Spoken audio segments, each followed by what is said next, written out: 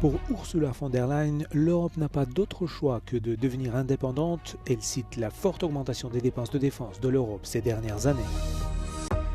Plusieurs régions en France et en Espagne en proie à d'importantes intempéries. Plus de 170 000 foyers restés samedi sans électricité en France.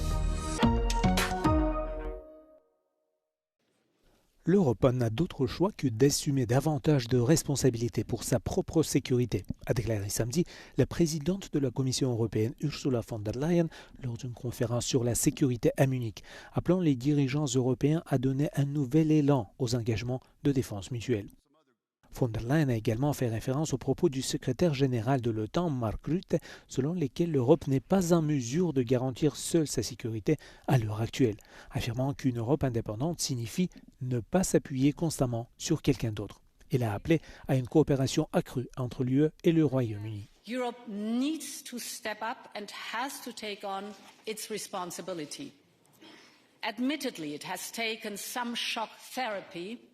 And some lines have been crossed that cannot be uncrossed anymore. Europe, and in particular the UK, should come closer on security, on economy, on defending our democracies. 10 years from Brexit, our futures are as bound as ever, dear Keir. Le discours d'Ursula von der Leyen fait suite à l'intervention à Munich du secrétaire d'État américain Marco Rubio, qui a cherché à rassurer une Europe inquiète en affirmant que Washington souhaitait revitaliser l'alliance transatlantique afin qu'une Europe forte puisse aider les États-Unis dans leur mission de renouveau mondial.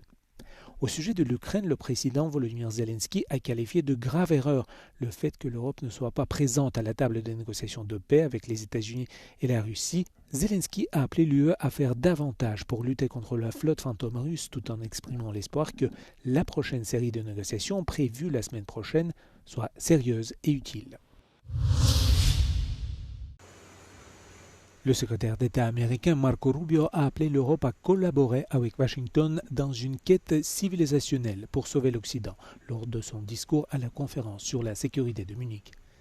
Le chef de la diplomatie américaine a adopté un ton plus modéré que celui de vice-président J.D. Vance il y a un an. Ce dernier avait accusé les dirigeants européens de réprimer la liberté d'expression et de ne pas contrôler l'immigration dans un discours sévère. Rubio a exhorté l'Europe à se joindre à son pays dans une cause commune visant à inaugurer un nouveau siècle de prospérité. Il a déclaré que les États-Unis et l'Europe ont toujours été liés sur les plans historiques, culturels et économiques, mais qu'ils doivent également partager les mêmes principes.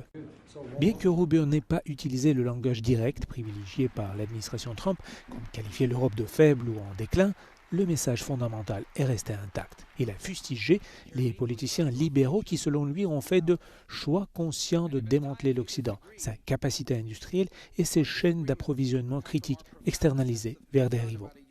Il a également présenté la migration de masse comme une source majeure de conflits en Occident, affirmant qu'il s'agit d'une crise qui transforme et déstabilise ces sociétés. L'Espagne a à peine eu le temps de reprendre son souffle après la tempête Nils qu'un autre système dangereux s'approche. La tempête Oriana apporte déjà de fortes pluies, des vents violents et une chute des températures sur une grande partie du pays. Les prévisionnistes annoncent des chutes de neige à des altitudes inhabituellement basses et des conditions dangereuses pendant le week-end de la Saint-Valentin. 3 personnes sont mortes dans des accidents liés aux intempéries en France et en Espagne. Après la tempête Nils qui a balayé le sud-ouest de la France provoquant de graves inondations, le niveau de la Garonne continue de monter. Le fleuve reste en alerte rouge pour les inondations samedi et dimanche en Gironde et dans le Lot-et-Garonne, avec des craintes de rupture des digues et de nouvelles évacuations possibles, selon les services météorologiques et les pompiers. On a dépassé tous nos records, annoncé à l'AFP la directrice de Vigicru, alors que 16 départements sont toujours en alerte orange ou rouge pour risque de crue après le passage de Nils. Lucie Chadourne-Facon a redit de ne pas attendre de retour à la normale pour les prochains jours. De son côté, Enedis fait état de quelques 171 000 foyers toujours privés d'électricité samedi midi.